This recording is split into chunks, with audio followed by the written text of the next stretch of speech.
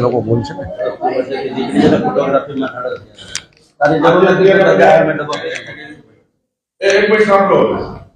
આપણે જે વ્યવસ્થા કરી છે તે વૈકલ્પિક વ્યવસ્થા છે. આ કાયમી વ્યવસ્થા નથી. તમારો રેગ્યુલર તમે જ્યારે રોડ પર ટ્રાફિકની સમસ્યા ત્યાંથી દૂર કરી તમે એક જગ્યાએ ઉભો ત્યારે નગરપાલિકા આપે છે. નાના મોટા રેગ્યુલેશન અને તમારું ગુજરાતના માટેની વ્યવસ્થા છે. આ વૈકલ્પિક વ્યવસ્થા છે, કાયમી વ્યવસ્થા તમારી નથી. બીજું, એક ઘરમાંથી આપણે એક જ થોડો આપવાનો છે. એક ઘરમાંથી કોઈ 3 જણા આવતા હોય તો એક પરિવારમાંથી 3 નહીં મળે, એટલે બધા પરિવારને આપણે આમાં લઈ શકીએ. એટલે જરૂરી કામ થતું છે એક પરિવારના તો એ વિરોધ થઈ જશે. બરાબર? આ પ્રમાણેની વ્યવસ્થા છે. બોલો.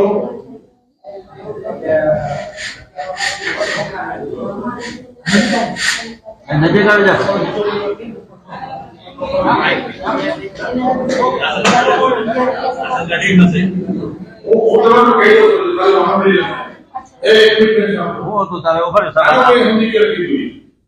એક પરિવાર કેને કહેવાય? એક રેશન કાર્ડ ની અંદર 5 નું નામ હોય તો એક પરિવાર તમારો કહેવાય. પછી એમાં એક કોઈ એક બાપા નામે પડોલા ને છોકરો એક ઘર ની નહીં. દીકરા કે જુદા રેશન કાર્ડ જુદું થઈ રેશન કાર્ડ જુદું થઈ ગયું એટલે જુદું ઘર બનાવે. રેશન કાર્ડ જુદું છે, જુદું ઘર કહેવાય. એમાં એવું છે કે મારા મમ્મી પપ્પા બે ગયા 4 વર્ષ આ તો પપ્પાનો માર મને નહીં આ તો મેં રેશન કાર્ડ હવે ભેગું થાય એ એક જ કરાઈ ગયું. એનો એટલો બધા પ્રશ્ન એક ઘરમાં કેટલા કરે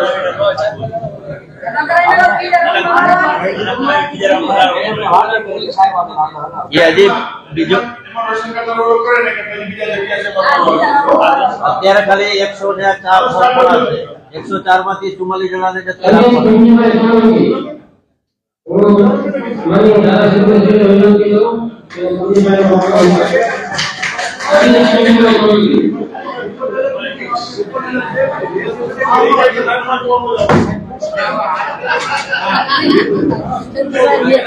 રાખી જશે એટલે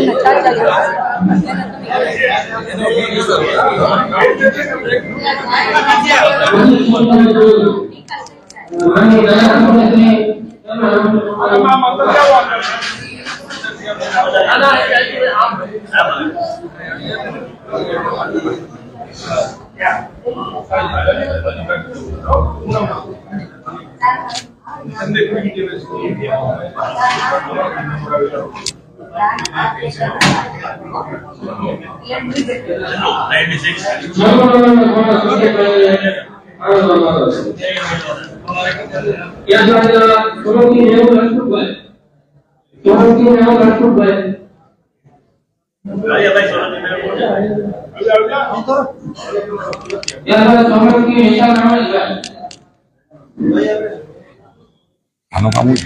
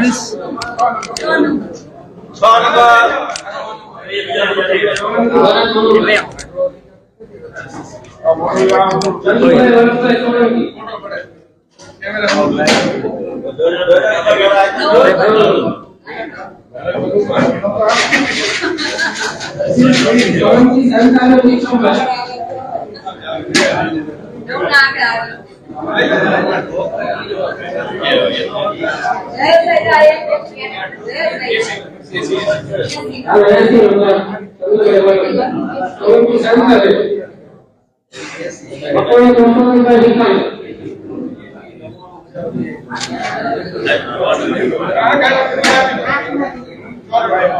સોલંકી સંસ્થાબેન સોલંકી મકોઈ કૌશલભાઈ વિકાસ આજની અર્જુનભાઈ ભગુભાઈ આજની અર્જુનભાઈ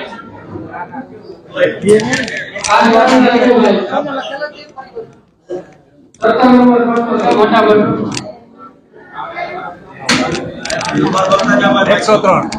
103 નંબર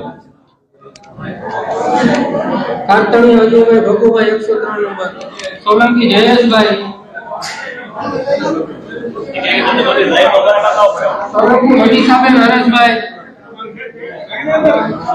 સોલંકી મનીષાબેન હરેશભાઈ ફટાફટ આવી જાઓ 81 નંબર સોલંકી જયેશભાઈ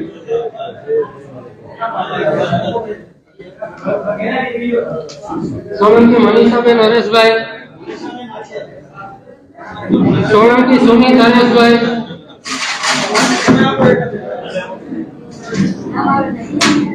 સોલંકી સુમિત હરેશભાઈ સોલંકી સુમિતાબેન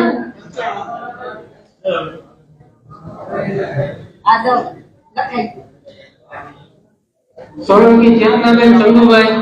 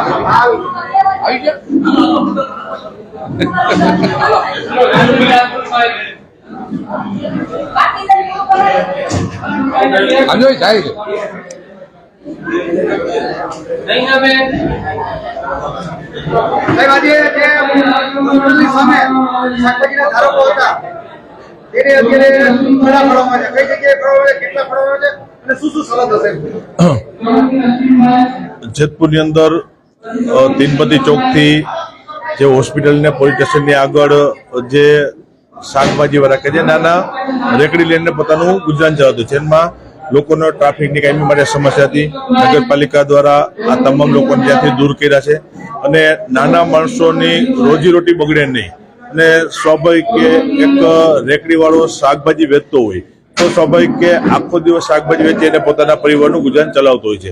એટલે એની વૈકલ્પિક વ્યવસ્થા માટે જે શાકભાજી માટેનું સેન્ટર આખું નગરપાલિકાનું હતું એમાં અત્યારે ટેમ્પરરી વ્યવસ્થા કરી અને આ લોકોને અત્યારે ઓટા છે એ શાકભાજીના અત્યારે ફાળવવા છે અને ડ્રો સિસ્ટમથી ફાળવા છે. એટલે અંદાજે 42ની આસપાસ રેકડીઓ જે હતી એમને દૂર કરી અને આ તમામ લોકોને અત્યારે આ સેન્ટરની અંદર શિફ્ટ કરી અને ત્યાં થડા ફાળવવાની પ્રક્રિયા અત્યારે ચાલી રહી છે.